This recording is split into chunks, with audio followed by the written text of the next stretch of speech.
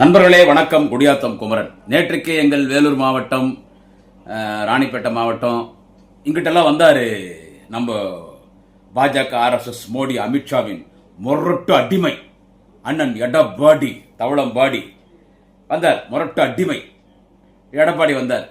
வழக்கமா அவர் என்ன பேசுவார்? அவர் பேசுறதே தான் பேசுவார்.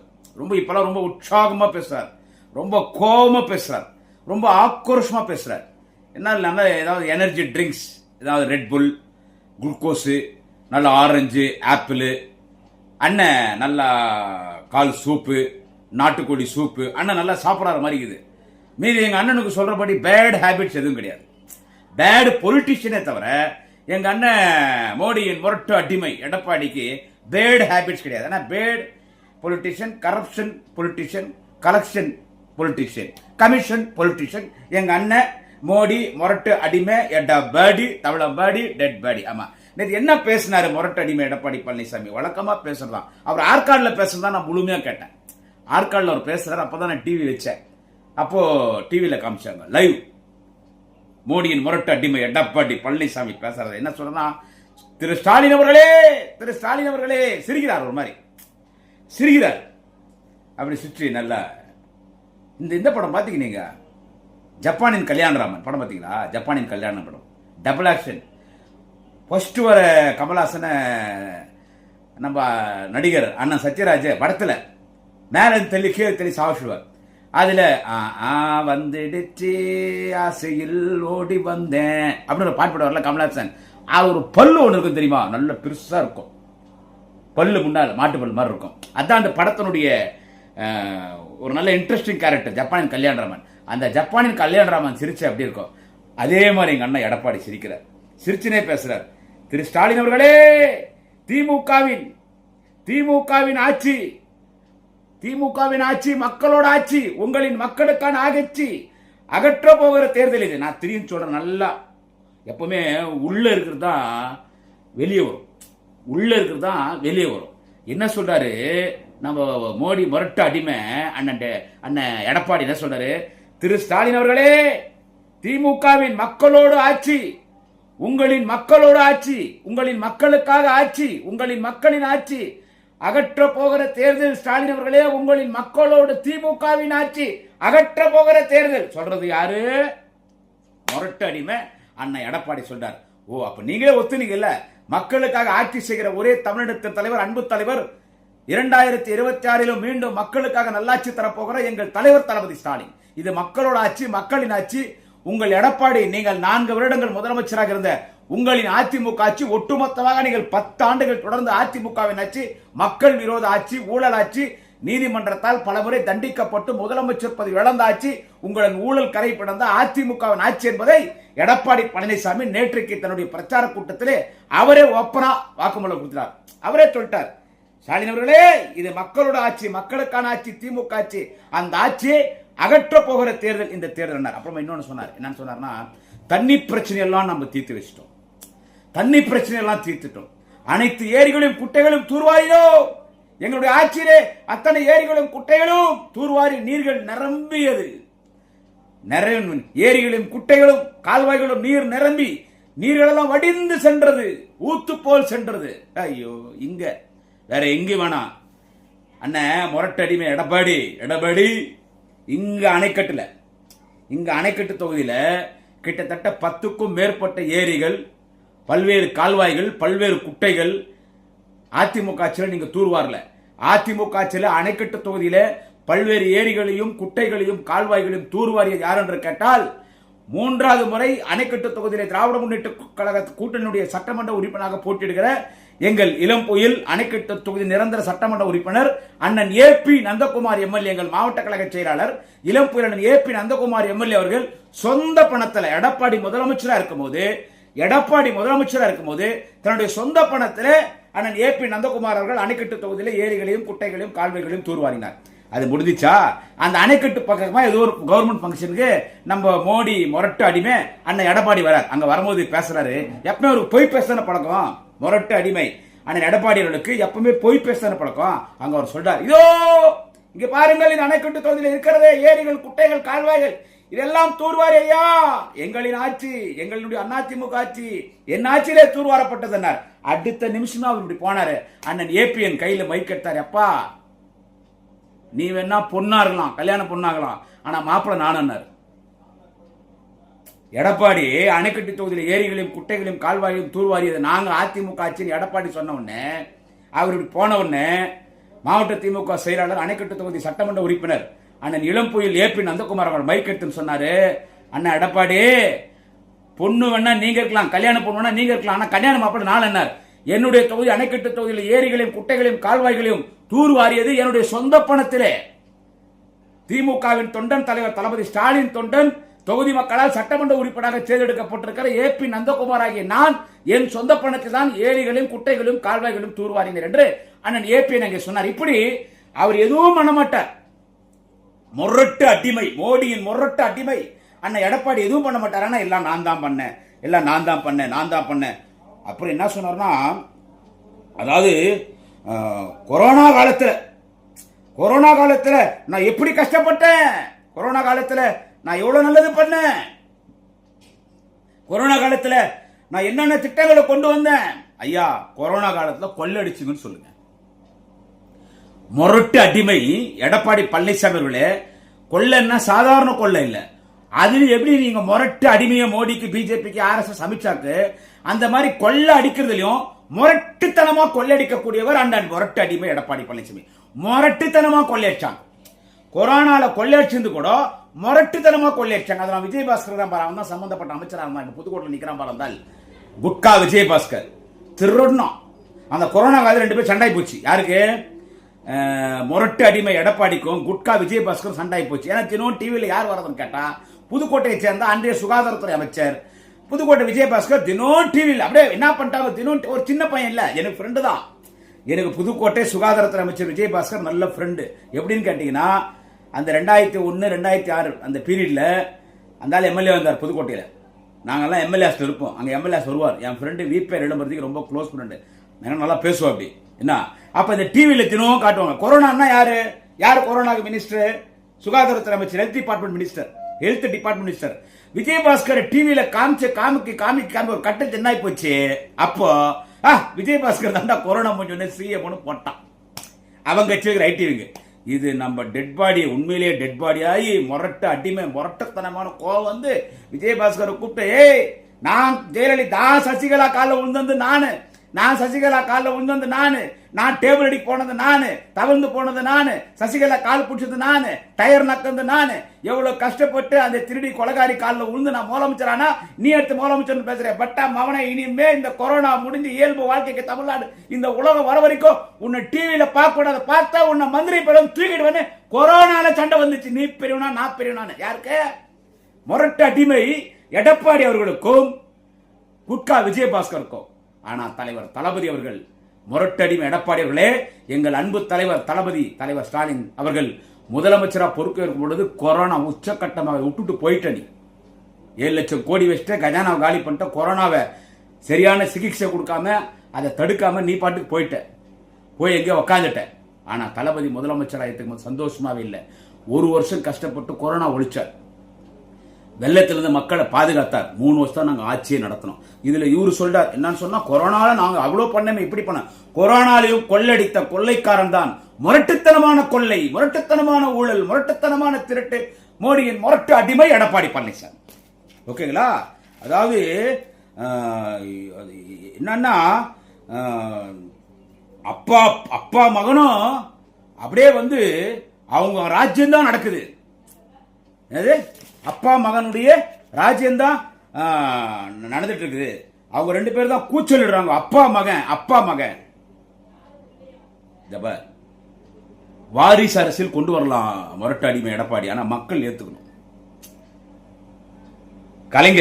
கலைஞருக்கு அடுத்து தளபதி கலைஞர் எந்த இடத்துல முன்னிலைப்படுத்தல. எத்தனை முறையா நான் உனக்கு சொல்லிட்டோம், மரமண்ட முரட்டு அடிமை எடப்பாடி எந்த இடத்துலயும் கலைஞர் தளபதியை முன்னிலைப்படுத்தல. யாரா இருந்தாலும் என் மகன் எனக்கு அடுத்து இந்த இடத்துல மாவட்ட செயலர் வருவானான்னு தூக்கி பிடிப்பாங்க. என் மகன் எனக்கு அடுத்து அமைச்சரா வருவானான்னு தூக்கி பிடிப்பாங்க. என் மகன் எம்பியா வருவாங்களான்னு தூக்கி பிடிப்பாங்க. என் மகன் எம்எல்ஏ வருவாங்களான்னு தூக்கி பிடிப்பாங்க. ஆனா கலைஞர் தலைவர் தளபதி அவர்களும் தூக்கி பிடிக்கல. சுயம்பா வந்தார். அவரா உழைச்சி ஒரு கட்டத்தில் மக்கள் ஏத்துக்கினாங்க, கட்சிக்காரர் ஏத்துக்கினாங்க, தளபதியை எதிர்கால கழகமாக, எதிர்கால தமிழகமாக நம்முடைய தலைவர் முத்தமிழர் டாக்டர் கலைஞர் ஏத்துக்கினார். இப்போ உன் புள்ள அரசியலுக்கு வரலன்றியா? உன் புள்ள அரசியலுக்கு வரலன்றியா? பணம் வாங்குது 4 வருஷம்லாம் யாரு? பல ஆயிரம் கோடி, லட்சம் கோடிக்கு மேல யார் பணம் வாங்குது? பணனுடைய டீலிங் பூரா யாருன்னு கேட்டா மிதுன் பழனிசாமி, மிதுன் எடப்பாடி பழனிசாமி. எடப்பாடி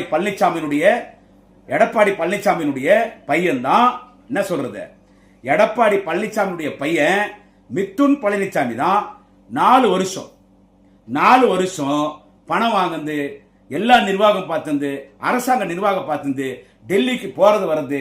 இப்ப அமித்ஷா காலில் விடுறதுக்கு அப்பாயின்மெண்ட் வாங்கி கொடுத்தது, பிஜேபி ஒரு அடிமையா இருக்கிறதுக்கு அப்பாயின்மெண்ட் வாங்கி கொடுத்தது யாருன்னு கேட்டா எடப்பாடியுடைய பையன் மிதுன் தான். அது ஒன்று குடும்ப அரசு இல்லையா? அப்புறமா இன்னொன்று எடுத்துக்கினாங்க. என்னன்னு கேட்டா, அதாவது இந்த சப்ஜெக்ட் பேசலாமா எனக்கு ஒரு அச்சமா இருந்துச்சு. இருந்தாலும் பேசும், ஏன்னா இது பேச வேண்டிய சப்ஜெக்ட். நான் யூடியூபர், நான் பேசிதான் ஆகணும். ஏன்னா தளபதியை குறை சொல்லும் போது நான் அதை பேசுவேன் வித்தவுட் எனி எக்ஸ்பெக்டேஷன்ஸ். தளபதியை குறை சொல்லும் போது நான் பேசுறேன். ஏன்னா என்னால தேர்தல் பிரச்சாரத்துக்கு போக முடியாது, ஏன்னா போகக்கூடாதான். தேர்தல் முடிவு வரைக்கும் தேர்தல் பிரச்சாரம் போகக்கூடாதான். எங்க இருந்தாலும் நான் திமுக காரன், என் வீட்டுக்குள்ள உட்காந்துருந்தாலும் நான் திமுக காரன், என்னைக்குமே நான் திமுக காரன் தான். அந்த நிலையிலிருந்து நான் மாற மாட்டேன்றது எல்லாருக்கும் தெரியும். அதுல இவர் என்ன சொல்றாரு, அதாவது உள்நாட்டுக்குள்ள குழப்பம் வர்றாராம். திமுக கூட்டணி பத்தி விமர்சனம் பண்ணார். யாரு? மொரட்டு அடிமை, மோடியின் மொரட்டு அடிமை எடப்பாடி பழனிசாமி.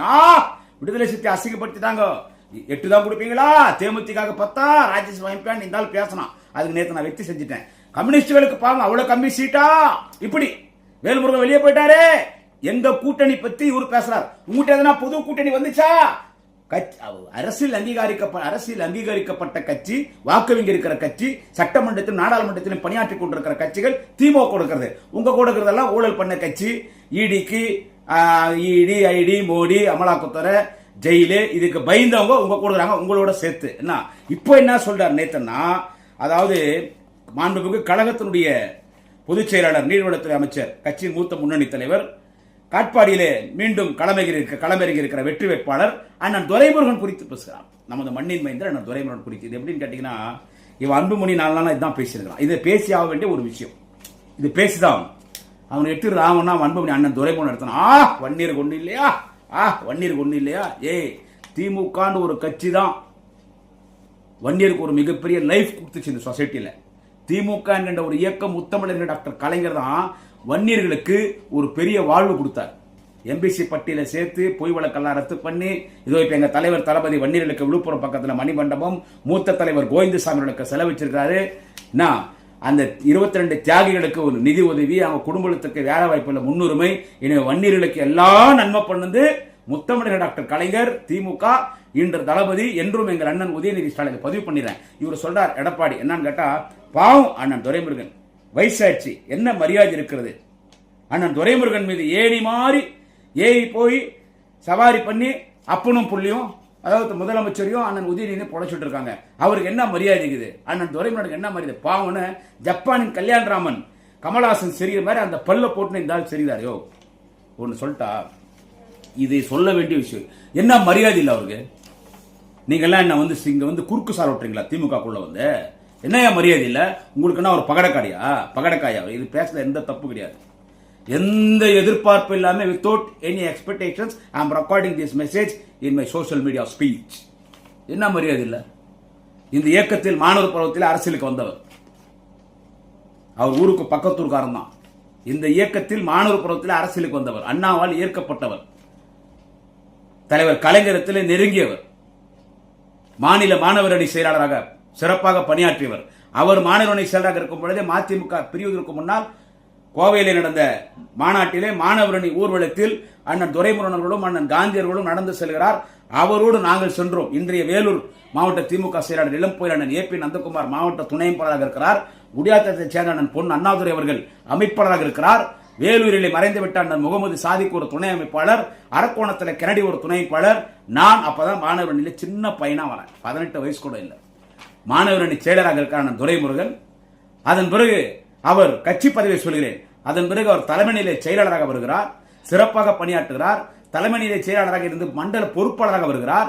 அதன் பிறகு முதன்மை செயலாளர், அதன் பிறகு அவர் முதன்மை செயலாளராகிறார். அதன் பிறகு துணை பொதுச் செயலாளராக வருகிறார். அதன் பிறகு கழகத்தின் பொருளாளராக வருகிறார். இன்றைக்கு கட்சியின் பொதுச் செயலாளர். அத்தனை உயரிய பதவியும் மிகுந்த மரியாதைக்குரிய மாண்புமிகு அண்ணன் மண்ணின் மைந்தர் அண்ணன் துரைமுருகன் அவர்களுக்கு முத்தமிழர் டாக்டர் கலைஞர் அவர்களும் இன்று தலைவர் தளபதி அவர்களும் அத்தனை பதவிகளையும் கொடுத்தவர்கள் அலங்காரம் பார்த்திருக்கிறது. அவர் தொடர்ந்து சட்டமன்ற உறுப்பினர் 10வது முறை நிற்கிறார் நினைக்கிறேன். இப்போ 10வது முறை இந்தியாவிலே ஒரு மூத்த சட்டமன்ற உறுப்பினர் 53 ஆண்டுகள் சட்டமன்றத்தில் பணியாற்றிய அவை முன்னவர் 10வது முறை இன்றைக்கு காட்பாடி தொகுதியிலே அவர் நிற்கிறார். நிச்சயமாக இந்த காட்பாடி தொகுதியிலே 10வது முறை உதயசூர சின்னத்திலே போட்டியிடும் கழக பொதுச் செயலாளர் மாண்புமிகு மண்ணின் மைந்தர் துரைமுருகன் 30,000 வாக்குகள் வித்தியாசத்தில் காட்பாடியில் வெற்றி பெறுவார். இந்த பதிவிலே சொல்கிறேன். ஏதோ முகஸ்துதிக்காக அவர்கள் என்னை மெச்சிக்கொள்ள வேண்டும் என்பதற்காக நானும் 30 வருஷமா அரசியல் இருக்கிறேன். 96 காட்பாடி தொகுதியில் வேலை பார்க்கிறேன். எனக்கு ஓட்டர்ஸ் உடைய பல்ஸ் தெரியும், எனக்கு பப்ளிக்ஸ் உடைய பல்ஸ் தெரியும். 14 வயசுல பெங்களூர்ல 10th படிச்சுட்டு வந்ததுல இருந்து நான் அரசியல் இருக்கிற வேற தொழிலே கிடையாது. I am a professional orator, I am a professional politician. தேர்தல் களம் என்று சொன்னால் எனக்கு அல்வா சாப்பிடுவது போல் காட்பாடியிலே இந்த முறை எல்லாரும் என்னன்னு சொல்றாங்க. ஆனா 30,000 ஓட்டுல ஜெயிப்பார். சொல்ல வருகிற செய்தி, அவர் என்ன வந்துட்டு அவருக்கு வயசாயிடுச்சு மரியாதை இல்லைன்னு பேசுறியோ, டெட் பாடி, யோ மோடி அடிமை எடப்பாடி. 89 தொடர்ந்து அவர் அமைச்சராக இருக்கிறார். அவர் பார்க்காத டிபார்ட்மெண்ட் கிடையாது. கலைஞர் அவர்கள் அவருடைய சொந்த பிள்ளை சொல்ல தம்பி போல் அவர் மீது பாசம் வைத்திருக்கிறார். அதே போல் கலைஞர் மீது எந்த அளவுக்கு மரியாதை இருக்கிறதோ அந்த அளவுக்கு மரியாதை மண்ணின் மைந்தர் மாண்புமிகு அண்ணன் துரைமுருகன் அவர்கள் மீது தலைவர் தளபதி வைத்திருக்கிறார். அண்ணன் உதயநிதி ஸ்டாலின் வைத்திருக்கிறார். திமுக இருக்கிற கோடிக்கணக்கான தொண்டர்கள் வைத்திருக்கிறார். அவர் தொடர்ந்து அமைச்சராக வருகிறார். தொடர்ந்து அமைச்சர். அவர் பார்க்காத ஒரே பதவி முதலமைச்சர் பதவிதான். ஆனால் முதலமைச்சர் அமர்கிற நாற்காலியிலே தலைவர் கலைஞர் அண்ணன் துரைமுருகன் அமர வைத்து அழகு பார்த்தார். எப்படின்னு கேக்குறியா? தலைவர் கலைஞர், அதாவது தளபதி அவர்கள் உள்ளாட்சித்துறை அமைச்சராக வருவதற்கு முன்பு, அவர் துணை முதலமைச்சர் உள்ளாட்சித்துறை அமைச்சர் ஆவதற்கு முன்பெல்லாம் முதலமைச்சர் மாநாடு என்று சொன்னால் டெல்லியிலே தலைவர் கலைஞர் கலந்து கொள்ள முடியாத முதலமைச்சர் மாநாடுகளுக்கு தலைவர் கலைஞரின் பிரதிநிதியாக தமிழ்நாடு முதலமைச்சர் மு கருணாநிதி கலைஞர் என்று பெயர் பலகை இருக்கும் அந்த நாற்காலியிலே அண்ணன் துரைமுருகன் அவர்களை அமர வைத்தவர் முத்தமிழர் டாக்டர் கலைஞர், திராவிட முன்னேற்ற கழகம். இந்த ஆள் சொல்றான் என்னன்னா மரியாதை இல்லை, ஏணி மாதிரி ஏறி சவால் பண்றாங்க, வயசாயிடுச்சு வயசு. இதெல்லாம் அவனு சொல்லிட்டான். அவன் அன்புமணியா இருக்கட்டும், இந்த எடப்பாடியா இருக்கட்டும், தேர்தல் எப்படியும் ஜெயிச்சிடலான்னு சொல்லி இங்க உள்ள கலவரம் விடுறதான். இதை பார்த்தெல்லாம் எவனும் எந்த கோஷ்டி பூசலையும் ஏற்படுத்த முடியாது. நான் எடப்பாடி சொல்றேன், உன்னால எந்த கோஷ்டி பூசலும் உன்னால ஏற்படுத்த முடியாது. என்ன அவரே சொல்லிட்டாரு. அவர் சொன்னதான் இது. ஏன்னா இந்த பதிவில் அவரை பத்தி பேச வேண்டிய செய்தி. அவரே சொல்லிட்டாரு. என்ன சொன்னாரு? அன்னைக்கு திருநெல்வேலி மாநாட்டில் பேசும்பொழுது இளைஞரணி மாநாட்டில், அந்த மாநாட்டில் நான் பேசினேன். அந்த இளைஞரணி மாநாட்டில் நான் பேசினேன். தம்பியே வா, தலைமை ஏற்கவா, உன் தலைமையை நான் ஏற்றுக்கொள்கிறேன், தளபதியின் தொண்டனாக துரைமுருகன் நான் செயல்படுகிறேன் என்று கலைஞர் வைத்துக் கொண்டு மாநாட்டில் பேசினார். ஏன் இப்பொழுது சேலத்தில் நடைபெற்ற இளைஞரணி மாநாட்டில் இன்னும் 50 ஆண்டு காலம் இந்த இயக்கத்தை வழிநடத்துவதற்கு உதயநிதி ஸ்டாலின் என்ற இளம் தலைவன் கிடைத்து விட்டார் என்று அண்ணன் துரைமுருகன் சேலம் இளைஞரணி மாநாட்டில் பேசினார். அதை தாண்டி சட்டமன்றத்தில் பேசும் பொழுது சொன்னார், நான் உறுதியாக இருக்கிறேன், தெம்போடு இருக்கிறேன், 18 வயது இளைஞன் போடு இருக்கிறேன், கலைஞர் அமைச்சரவையிலே பணியாற்றினேன், தளபதி ஸ்டாலின் அமைச்சரவையில் பணியாற்றிக் கொண்டிருக்கிறேன், எதிர்காலத்தில் உதயநிதி ஸ்டாலின் அமைச்சரவையிலும் நான் பணியாற்றுவேன் என்று சட்டமன்றத்திலே ரெக்கார்ட் செய்தார் மண்ணின் மைந்தர் துரைமுருகன். அப்ப யோ அவரு முதலமைச்சரா, அண்ணன் உதயநிதி ஸ்டாலின் முதலமைச்சரா வந்தா அவருடைய அமைச்சரவையிலே நான் இடம்பெறுவேன் பேசுறாருனா, அப்போ துணை முதலமைச்சராக தான் நான் துரைமுருகன் ஏற்றுக்கொள்ள மாட்டாரா? எல்லாம் மனதார ஏற்றுக்குதான். இவனுக்கு இதெல்லாம் ஏன் சொல்றேன்னா, தேர்தல் நேரத்தில் எப்படி சண்டை விடுறான் பாருங்க. தேர்தல் நேரத்தில் எப்படி சண்டை விடுறானுங்க பாருங்க. எங்க கூட்டணிக்குள்ள குழப்பத்தை ஏற்படுத்தி இந்த கட்சியெல்லாம் அசிங்கப்படுத்திட்டிய, நீ தேமுதிக அசிங்கப்படுத்தலையா? டெட்பாடி, மோடியின் முரட்டடிமை எடப்பாடி, நீ அசிங்கப்படுத்தல தேமுதிகவை. அவங்கள பார்த்து உனக்கு 0% ஓட்டுன்ற, அவங்கள பார்த்து நீ ஐசியூல படுத்திருக்க, வெண்டிலேட்டர் ஆப்ஷன் கொடுத்து உங்களுக்கு உயிர் கொடுத்தது நாங்க ராஜ்யசபா எம்பி பதவி ஏமாத்தின. இன்னைக்கு அவங்க 10 சீட் ராஜ்யசபா எம்பி சிறப்பா இன்னைக்கு மரியாதை கூறியக்கா பிரேமலதா விஜயகாந்த் இங்கே பிரச்சாரம் செய்து கொண்டிருக்கிறார். அவரை குறித்து விமர்சனம் செய்யலையா? போய் முதல்ல உந்து கழுவியா முரட்டடிமை எடப்பாடி, ஏரியில போய் உந்து கழுவு, ஏரியில போய் சுத்தமா கழுவு, அப்புறமா இங்க வா, நாங்கெல்லாம் கிளீனா இருக்கிறோம். நல்லா லோஷன் போட்டு கழுவி, நல்ல மைசூர் சாண்டில் சோப் போட்டு, நல்ல பவுடர் எல்லாம் போட்டுன்னு, நல்ல சொக்கா போட்டுன்னு, நல்ல சென்ட் அடிச்சுன்னு நாங்க கம கம கம கம நல்லா இருக்கிறோம், கிளீன் ஆகிறோம். உந்துதான் கப் எடுத்து போயிடுது. ஏரியில போய் கழுவு, எங்களுக்கு கழுவு நீ வராத, எங்க பெட்ரூம் ஜன்னலை நீ எட்டி பார்க்காத, உன் வீட்டு பிரச்சனை போய் பார், டெட் பாடிக்கு சொல்லுகிறேன். எனவே நீ என்ன கொக்கரித்தாலும் உன்னால் எதுவும் செய்ய முடியாது. உன்னால் எதுவும் செய்ய முடியாது. நீ வேலூர் மாவட்டத்தை பிரச்சாரம் பண்ணிட்டா வேலூர் மாவட்டத்திலையும் அந்த பக்கம் திருப்பத்தூர் மாவட்டத்தில் ராணிப்பேட்டை மாவட்டத்தில் நீங்க ஜெயிச்சிருக்கீங்களா? நான் என் வேலூர் மாவட்டம் பத்தி சொல்றேன். இதே காட்பாடியில் மண்ணின் மைந்தரான துரைமுருகன் இந்த தேர்தலில் 30,000 வாக்குகள் வித்தியாசத்தில் வெற்றி பெறுவார். போன முறை ஒரு கேர்லெஸ்னஸ், இது சொல்றது எந்த விதமான பயம் கிடையாது. யாரோ ஒருத்தர் வராங்க குடியாத்தம் என்ன பண்ண போறாங்க, ஒரு கேர்லெஸ்னஸ். இந்த முறை கண்ணில் எண்ணெய் ஊட்டினாங்க இருக்கிற ஆயிரக்கணக்கான திமுகவின் தொண்டர்கள் காட்பாடி தொகுதியில் எல்லோரும் மாவட்ட பொறுப்பாளராக நியமிக்கப்பட்டிருக்கிற நாடாளுமன்ற உறுப்பினர் DM கதிரானந்த் அவர்கள் அவர் தலைமையில் நகர ஒன்றிய பேரூர் கழக பகுதி கழக செயலர்கள் பணியாற்றி கொண்டிருக்கிறோம். 30,000 வாக்குகள் வித்தியாசத்தில் காட்பாடியிலே அண்ணன் துரைமுருகன் வெற்றி பெறுவார். அணைக்கட்டு தொகுதியின் நிரந்தர சட்டமன்ற உறுப்பினர் எங்கள் இளம் புயல், எங்கள் மாவட்ட செயலாளர், எங்கள் குடும்ப அண்ணன் தலைவர் தளபதியின் ராஜ விசுவாசி அண்ணன் ஏபி நந்தகுமார் MLA, அவரும் 30,000 ஓட்டு வித்தியாசத்தில் ஜெயிப்பார். இப்படி காட்பாடி நிரந்தர சட்டமன்ற உறுப்பினர், காட்பாடியின் கட்டபொம்மன் மண்ணின் மைந்தர் அண்ணன் துரைமுருகன் அவர்களோ கட்சியின் மூத்த முன்னணி தலைவர், அதுபோல் அணைக்கட்டு தொகுதியினுடைய நிரந்தர சட்டமன்ற உறுப்பினர் அண்ணன் ஏபிஎன், அவரும் 30,000 ஓட்டு, தலைவர் 30,000, தொண்டரும் 30,000. அதே போல் வேலூரில் ஏழைகளின் பங்காளன் மாநகராட்சி மேயர், வேலூரின் முதல் மேயர் அண்ணன் கார்த்திகேயன், அவரும் 30,000 ஓட்டில் ஜெயிப்பார். இங்கே கேவிக்குப்பம் தொகுதியிலே, நான் கேவிக்குப்பம் தொகுதி வாக்காளர், கேவிக்குப்பம் தொகுதியிலே டாக்டர் ராஜேஸ்வரி அவர்கள், அவரும் 30,000 ஓட்டுல உதயசூரனை ஜெயிப்பார். குடியாத்துல கூட்டணி புரட்சி அன்னியார் மரியாதைக்குரிய தேசிய முற்போக்கு திராவிட கழகத்தின் தலைவர் மரியாதைக்குரிய அக்கா பிரேமலதா விஜயகாந்த் அவர்களுடைய வேட்பாளர், திமுக கூட்டணி வேட்பாளர் அருமை நண்பர் பிரதாப் அவர்கள் முரசு சின்னத்தில் இருக்கிறார். குடியாத்தத்தில் முரசு சின்னம். குடியாத்தத்தில் தேமுதிக சார்பிலே போட்டியிடுகிற தலைவர் தளபதியின் ஆதரப்பட்டிருக்கிற வேட்பாளர், உதயநிதி ஸ்டாலின் ஆதரப்பட்டிருக்கிற வேட்பாளர், திமுக கூட்டணியின் ஆதரப்பட்டிருக்கிற வேட்பாளர் மரியாதைக்குரிய அன்னியார், புரட்சி அன்னியார் பிரேமலதா விஜயகாந்த் அவர்களின் ஆதரப்பட்டிருக்கிற வேட்பாளர், மரியாதைக்குரிய அண்ணன் சுத்தீஸ் அவர்களின் ஆதரப்பட்டிருக்கிற வேட்பாளர் எனது அருமை நண்பர் பிரதாப் அவர்கள் முரசு சின்னத்திலே 30,000 வாக்குகள் வித்தியாசம் வெற்றி பெறுவார். வேலூர் மாவட்டத்தில் 5 தொகுதியில் இந்த வெற்றிக்கணியை எங்கள் கழக உடன்பிறப்புகள் தளபதியிடத்தில் ஒப்படைப்பார். தமிழ்நாடு முழுக்க இதுதான் ரிசல்ட். எடப்பாடி, நான் எடப்பாடி கொண்டு சொல்லிட்டா தினம் பேசுவோம். என்ன சும்மா அந்த நடிகை விஜய் பத்தியே பேசிக்கணும். அந்த நடிகை விஜய்ன்றது திரிஷான்றது, அவன் கூத்தடிக்கிறது, அவன் கூத்தியார்கிட்ட போறது, அவன் சக்காலத்துக்கிட்ட போறது, அவன் தண்ணியை போடுறது, அவன் போதியில போறது, இதே பேசி போச்சு இன்னைக்கு திகிட்டு போச்சு. அவன் வேட்பாளரை பார்த்தண்டே அப்பா சாமி, அக்யூஸ்ட், பிராடு, 420, கேப் மாறி, முள்ள மாறி, முச்சோக்கி, பிளேடு, அப்புறமா பாலியல் பலாத்காரம் பண்றவன், பெண்களை சீனவன், கஞ்சா வளர்க்கிறவன், ஊரை ஏமாத்தினவன், பைனான்ஸ் ஏமாத்தினவன், இத்தனை பேர் தான் வேட்பாளர் கேள்வி கூப்பிட்டு அடிச்சுனானுங்க வேட்புமனு கொடுக்கும்போது. அதனால நான் எடப்பாடி சொல்லிடுறேன், என்னதான் பேசினாலும் நீ நம்ம தமிழ்நாட்டில் கொங்கு தமிழன், எனக்கு கொங்கு தமிழ்னா ரொம்ப பிடிக்கும். கொங்கு தமிழ் எனக்கு ரொம்ப பிடிக்கும். நான் பேச்சாளர் தமிழ்நாடு ஃபுல்லாக 30 வருஷம் நான் போகாத ஊரில் அண்ணே முரட்டு அடிமை, மோடியின் முரட்டு அடிமை அண்ணன் எடப்பாடி, முரட்டு ஊழல்வாதி அண்ணன் எடப்பாடி, என்ன முரட்டு ஊழல்வாதி அண்ணன் எடப்பாடி, முரட்டு அக்யூஸ்ட் அண்ணன் எடப்பாடி, முரட்டு அரசியல்வாதி அண்ணன் எடப்பாடி, முரட்டு அரசியல் கரப்டட் அண்ணன் எடப்பாடி, முரட்டு கரப்ஷன் அரசியல் எடப்பாடி. உனக்கு ஒன்று சொல்றேன், கவலைப்படாத, நீ எதுவும் கவலைப்படாத. உன்னை பிஜேபி கைவிட மாட்டான். ஏன்னா அதிமுகவே அவனுக்கு நீ காட்டி கொடுத்துட்ட. தமிழ்நாடு க்ளோஸ் பண்ணிட்ட ஏடிஎம்கேவை, ஏற்கனவே பிஎம்கே முடிச்சிட்டான். அப்போ சண்டை விட்டு நீ இதே மாதிரி விசுவாசமா இருன மோடிக்கு அண்ணன் எடப்பாடி, இதே மாதிரி நீ முரட்ட அடிமையா இருந்துனா அவங்க எல்லாரும் கவர்னர் ஆக்குறாங்க. அது இப்ப எப்படின்னு கேட்டீங்கன்னா, அது மலிவு வேலையில விற்கிற ஒரு பொருள் மாதிரி ஆகிப்போச்சு கவர்னர்ன்றது. அவன் பிஜேபி யார் வேணுமான கவர்னர் ஆக்கிடுவான்.